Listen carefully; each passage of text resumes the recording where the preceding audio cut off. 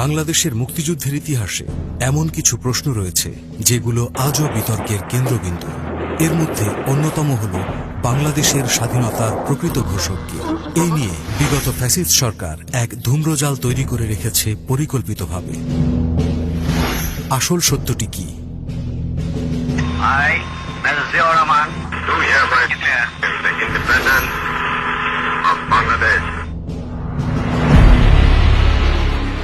1970 সালের সাধারণ নির্বাচনে শেখ মুজিবুর রহমানের নেতৃত্বাধীন আওয়ামী লীগ নিরঙ্কুশ সংখ্যাগরিষ্ঠতা অর্জন করে।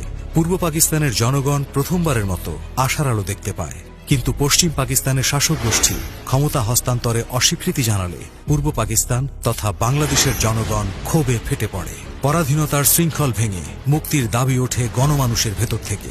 সারা দেশে জোরালো হয়ে ওঠে স্বাধীন বাংলাদেশের দাবি। কিন্তু 1971 সালের 7 মার্চের ভাষণে সেই জন আকাঙ্ক্ষা সুকৌশলে এড়িয়ে যান শেখ মুজিবুর রহমান। 7ই মার্চের যে বক্তৃতা করেছিলেন, এইটাকে অনেক লম্বা চওড়া করে তার গুণকীর্তন করা হয়। এটা বিশ্লেষণ করে দেখা যাবে যে এটা একটা ফাঁকা কতগুলো কথা ছাড়া, কতগুলো সেন্টিমেন্টাল আবেগপূর্ণ কথাবার্তা ছাড়া ওর মধ্যে সারবস্তু বলে কিছুই নাই।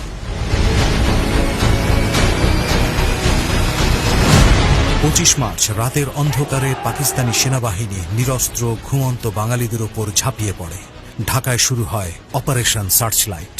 রাজারবাগ পুলিশ লাইন্স, পিলখানা, ঢাকা বিশ্ববিদ্যালয় সহ শহরের বিভিন্ন স্থানে চালানো হয় নির্মম হত্যাযজ্ঞ। প্রতিটি রাস্তা, প্রতিটি অলিতে গলিতে ছড়িয়ে পড়ে ধ্বংসযজ্ঞের চিহ্ন। পড়ে থাকে লাশ। সে রাতেই শেখ মুজিবুর রহমানকে তার ধানমন্ডির বাড়ি থেকে গ্রেফতার করা হয়। অবশ্য ইতিহাসবিদদের মতে শেখ মুজিবুর রহমান নিজেকে পাকিস্তানের হাতে তুলে দেন। শেখ সাহেব যে 25শে মার্চের ঘটার মুখে সবাইকে তিনি বলছেন চলে যেতে, হ্যাঁ, অথচ নিজে বসে থাকলেন। 25 তারিখে ঘরে বসে আত্মসমর্পণ করলেন। তিনি বাংলাদেশ স্বাধীন হোক এটা চায় নাই, তিনি চেয়েছিলেন পাকিস্তানের প্রধানমন্ত্রী হওয়ার জন্য। পরবর্তীতে সেটা প্রমাণিত হয়েছে। আরে সবাইকে যখন চলে যেতে বলছে, একটা পরিস্থিতি তৈরি হয়েছে, সেখানে বাড়িতে বসে থাকলে তো তাকে নিয়ে যাবি, তাকে ধরবে না? সবাইকে ধরছে, শেখ মুজিবকে ধরবে না? তিনি পাকিস্তানে চলে গেলেন, স্বেচ্ছায় গ্রেপ্তার হলেন। তাকে কেউ গ্রেপ্তার করতে আসে নাই, তিনি টেলিফোন করে বলে দিলেন যে আমাকে গ্রেপ্তার করে নিয়ে যাও। ঢাকার এই রক্তাক্ত রাতের খবর চট্টগ্রামে পৌঁছালে শহরে চরম উত্তেজনা ছড়িয়ে পড়ে। এদিকে পশ্চিম পাকিস্তানি সেনাদের জন্য আনা অস্ত্রভর্তি জাহাজ নোঙ্গর করা হয় চট্টগ্রাম বন্দরে। পাকিস্তানি বাহিনী অস্ত্র খালাসের চেষ্টা চালালে স্থানীয় জনগণ বাধা দেয়। চট্টগ্রামে তখন 8ম ইস্ট বেঙ্গল রেজিমেন্টের দায়িত্বে ছিলেন লেফটেন্যান্ট কর্নেল আব্দুর রশিদ জাঞ্জুয়া। তিনি মেজর জিয়াউর রহমানকে বন্দরে গিয়ে পরিস্থিতি নিয়ন্ত্রণে আনার নির্দেশ দেন। নৌবাহিনীর একটি ট্রাকে তুলে মেজর জিয়াউর রহমানকে বন্দরের দিকে পাঠানোর ব্যবস্থা করেন। সঙ্গে দেওয়া হয় একজন পশ্চিম পাকিস্তানি নৌবাহিনীর অফিসার। উদ্দেশ্য একটাই, সবকিছু যেন তাদের নিয়ন্ত্রণেই থাকে। তাজউদ্দিন সাহেব তো রেকর্ডার নিয়ে তার কাছে গিয়েছিলেন বলতে যে আপনি কোথায় কি হয় জানি না, একটা বক্তৃতা দিয়ে দেন, এখানে বক্তব্য যেটা আমরা প্রচার করতে পারবো যে বাংলাদেশের স্বাধীনতা ঘোষণা করছে। তখন শেখ মুজিব তাজউদ্দিনকে বললেন যে সর্বনাশ, বলেন কি, এটা যদি রেকর্ড করা যায় তাহলে তো আমাকে তো একটা দেশদ্রোহী বলবে।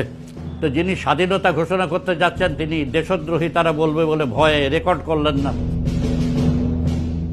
কিন্তু শহরের পরিস্থিতি তখন একদমই স্বাভাবিক ছিল না। রাস্তা জুড়ে তৈরি হয়েছিল অসংখ্য ব্যারিকেড। প্রতিটি ব্যারিকেড অতিক্রম করতে করতেই সময় পেরিয়ে যাচ্ছিল।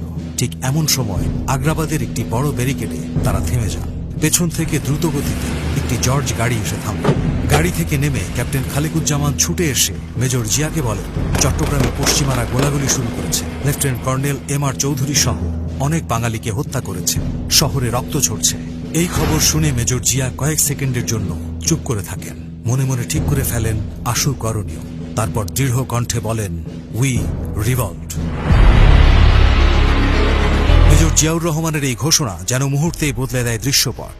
তিনি ক্যাপ্টেন খালিকুজ্জামানকে কর্নেল অলি আহমেদের কাছে ফিরে পুরো ব্যাটালিয়নকে যুদ্ধের জন্য প্রস্তুত করতে নির্দেশ দেন। একই সঙ্গে ব্যাটালিয়নের সব পশ্চিমা অফিসারকে গ্রেফতার করতে নির্দেশ দেন মেজর জিয়া। তার নির্দেশে তৎক্ষণাৎ লেফটেন্যান্ট কর্নেল জাঞ্জুয়া সহ অন্যান্য পশ্চিমা অফিসারদের গ্রেফতার করা হয়। বিদ্রোহের বার্তা ছড়িয়ে দিতে মেজর জিয়া টেলিফোন অপারেটরকে নির্দেশ দেন। অপারেটর আনন্দের সঙ্গে নির্দেশনা অনুসরণ করেন। DC, SP, DIG, Awami League নেতাকর্মী থেকে শুরু করে সারা দেশে বিদ্রোহের বার্তা পৌঁছে যায়। সুতরাং এটা ৮ম বেঙ্গল রেজিমেন্ট, মেজর জিয়া এবং আমি লেফটেন্যান্ট কর্নেল এমআর চৌধুরী, আমরা এই বাংলাদেশের স্বাধীনতার জন্য সর্বপ্রথমে এগিয়ে যাই। আমি চট্টগ্রামের কথা বলতে পারি যে গোটা ছাত্র সমাজের দেশ। আমরা ওখান থেকে আবার লালদিঘিতে আসলাম, এসে দিকে ওখানে ওই যে করেঙ্কো একটা দোকান ছিল, মিষ্টি দই, পুলিশ উপর মারা হচ্ছে, এগুলো বড় ভাইরা করছে, আমাদের যেটুকু বলছে আমরা সেটুকুই করছি। আমরা শুধু এইটুকু বুঝছি যে আমাদের লেখাপড়া বন্ধ হয়ে যাবে, অতএব আন্দোলন করতে হবে। ২৬ মার্চ সন্ধ্যায় চট্টগ্রামের কালুরঘাট বেতার কেন্দ্রে যান মেজর জিয়াউর রহমান। বেতার কর্মীরা তাকে দেখে উৎফুল্ল হয়ে ওঠেন। সারা দেশে তখন পশ্চিম পাকিস্তানিরা নিপীড়ন শুরু করেছে। নেতৃত্বহীন, দিশেহারা বাংলাদেশের মানুষকে কিভাবে যুদ্ধের জন্য প্রস্তুত করা যায় তা নিয়ে বেশ খানিকটা সময় ধরে ভাবলেন মেজর জিয়াউর রহমান। অবশেষে সঠিক শব্দ, সঠিক বাক্য ভেবে নেন মনে মনে। ভাষণ দেওয়ার জন্য প্রস্তুত করেন নিজেকে। ২৬ মার্চ রাত আনুমানিক ২টা ১৫ বজ্র কণ্ঠে মেজর জিয়া তার ঐতিহাসিক ভাষণটি দেন। মুহূর্তেই এক নতুন অধ্যায়ের সূচনা হয় বাংলাদেশে। গভীর ও দৃঢ় কণ্ঠে তিনি ঘোষণা দিলেন, I, Major Ziaur Rahman, do hereby declare the independence of Bangladesh. তখন তো রেডিওতে সমস্ত খবর টবর সব বন্ধ, কোথাও থেকে কোনো নিউজ পাওয়া যাচ্ছে না। আমার বোন ওখান থেকে বললো যে তাড়াতাড়ি আসো, কি মেজর জিয়া ঘোষণা দিচ্ছে যে এরকম ব্যাপার, মুক্তিযুদ্ধ শুরু হয়েছে এবং তিনি এটার একটা ঘোষণা দিচ্ছেন। সমগ্র জাতির সামনে কোনো দিক নির্দেশনা ছিল না, আমরা বুঝতে পারছিলাম না যে কি হতে যাচ্ছে। এই সময় ২৬ মার্চ জিয়াউর রহমানের যে স্বাধীনতার ঘোষণা, সেটা বিদ্যুৎ এক্সপ্রেসের মতো সমগ্র জাতিকে নাড়া দেয়। বাংলাদেশ স্বাধীন। মেজর জিয়ার এই ঘোষণা শুধুমাত্র চট্টগ্রামে সীমাবদ্ধ থাকেনি, এটি সারা বাংলাদেশে বিদ্যুতের গতিতে ছড়িয়ে পড়ে। বিশ্বমঞ্চেও এর প্রতিধ্বনি শোনা যায়। জাপানি জাহাজে রেডিও রিল ব্যবহার করে বিদ্রোহের খবর নিশ্চিত করা হয়। দেশের প্রতিটি কোণায় সাধারণ মানুষ, সৈনিক এবং রাজনৈতিক নেতাকর্মীরা এই ঘোষণাকে মুক্তিযুদ্ধের আনুষ্ঠানিক ঘোষণা হিসেবে গ্রহণ করে। এবং ২৬শে মার্চে আমাদের এই দেশের তরুণ যুবকেরা, তখন আমরা ওনার ভাষণের পর আমরা লাফিয়ে পড়ি। এবং সাধারণ মানুষের মনে তখন একটা রক্তের হিট আর কি, মানে তখন আর কি তোর জোরে আর কি মুক্তিযুদ্ধে মানুষ, এমনকি শুধু খালি আমরাই সাধারণ পাবলিক না, এর সাথে সাথে কিন্তু সেনাবাহিনীর লোক, পুলিশ, বিডিআর, ইপিআর যারাই তখন আর কি ছিল, তারা সবাই আর কি উজ্জীবিত হয় এবং বাংলার মানুষ, সাধারণ পাবলিক, ছাত্র জনতা সবাই কিন্তু একসাথে মিলিয়ে দেয় এই স্বাধীনতা সংগ্রামে কিন্তু অংশগ্রহণ করছে। পুরো জাতিকে ঐক্যবদ্ধভাবে ঘুরে দাঁড়ানোর মন্ত্র হিসেবে কাজ করেছে মেজর জিয়ার এই স্বাধীনতার ঘোষণা। তবে চট্টগ্রামের বর্ষিয়ান রাজনৈতিক নেতারা শেখ মুজিবুর রহমানের নামে আরও একবার স্বাধীনতার ঘোষণা দিতে মেজর জিয়াকে অনুরোধ করেন। আওয়ামী লীগের নেতাকর্মী সহ পুরো জাতিকে মুক্তিযুদ্ধে উজ্জীবিত করতে মেজর জিয়াউর রহমান শেখ মুজিবের নামে পুনরায় আরও একবার স্বাধীনতার ঘোষণা দেন। দিনটি ছিল ২৭ মার্চ। তবে ২৬ মার্চ রাতে কালুরঘাট বেতার কেন্দ্র থেকে তিনি সর্বপ্রথম নিজ নামে বাংলাদেশের স্বাধীনতার ঘোষণা দেন। মেজর জিয়া ২৭শে মার্চ সন্ধ্যার সময় বাংলাদেশের স্বাধীনতা ঘোষণা করেন।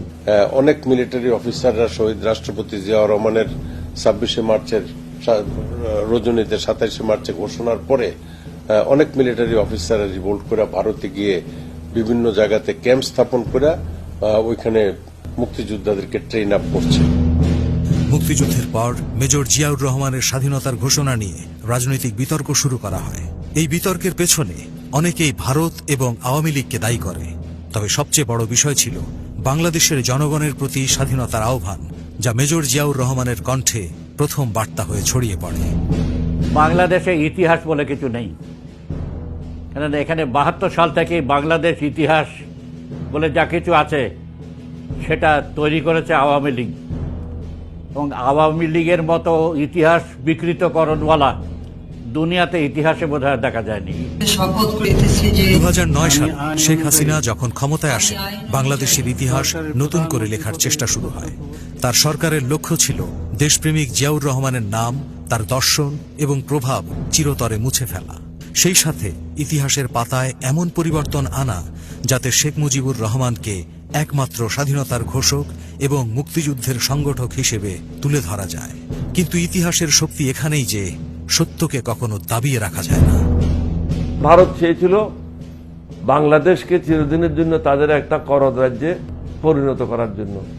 অনেকাংশে তারা সফল হয়েছিল, কিন্তু আল্লাহ রব্বুল আলমী সেটা কবুল করেন নাই বিদায় অগাস্ট মাসে আমাদের ছেলেরা, আমাদের দেশের সাধারণ জনগণ রাস্তায় নেমে এসে হাসিনাকে এক কাপড়ে ভারতে পলায়ন করতে বাধ্য করেছে। 1971 সালের 25 মার্চ সেই ভয়ঙ্কর রাতে ঢাকায় পাকিস্তানি সেনাবাহিনীর নৃশংস অভিযানে চারিদিকে ছড়িয়ে পড়ে আতঙ্ক, পড়ে থাকে লাশের স্তূপ। সেই রাতে গ্রেফতার হন শেখ মুজিব। মুক্তিযুদ্ধ কিংবা স্বাধীনতার ঘোষণা দেয়া তখন তার পক্ষে ছিল অসম্ভব।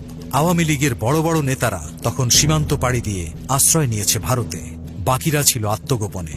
সারা দেশ হয়ে পড়ে নেতৃত্বশূন্য। ঠিক এমন এক মুহূর্তে এগিয়ে আসেন একজন বীর সাহসী সেনা কর্মকর্তা, মেজর জিয়াউর রহমান। কিন্তু ইতিহাসকে বিকৃত করার চেষ্টা চলছে বারবার।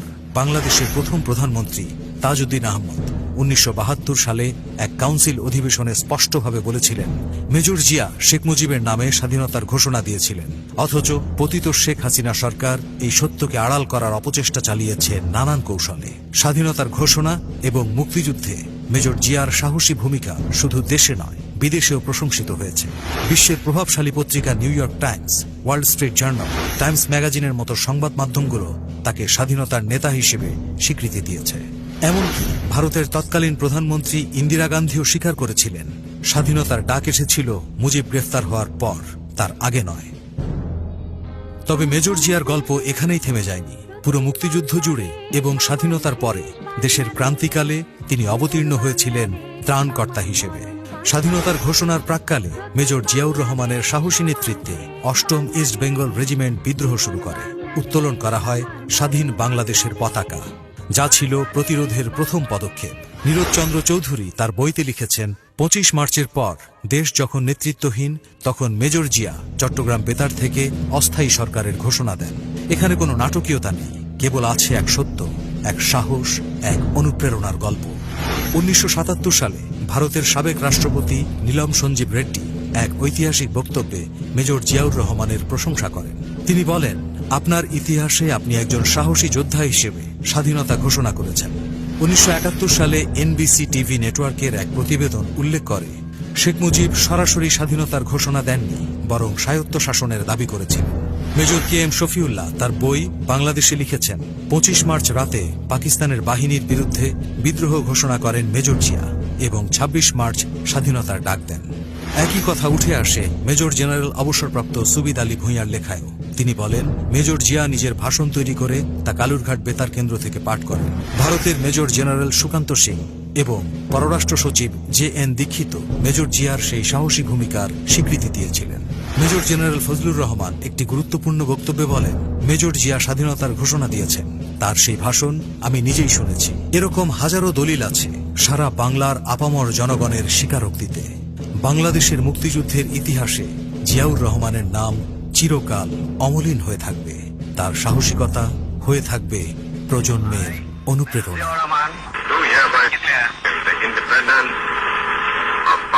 বাংলাদেশ আমার শেষ বাংলাদেশ, জীবন বাংলাদেশ আমার মরণ।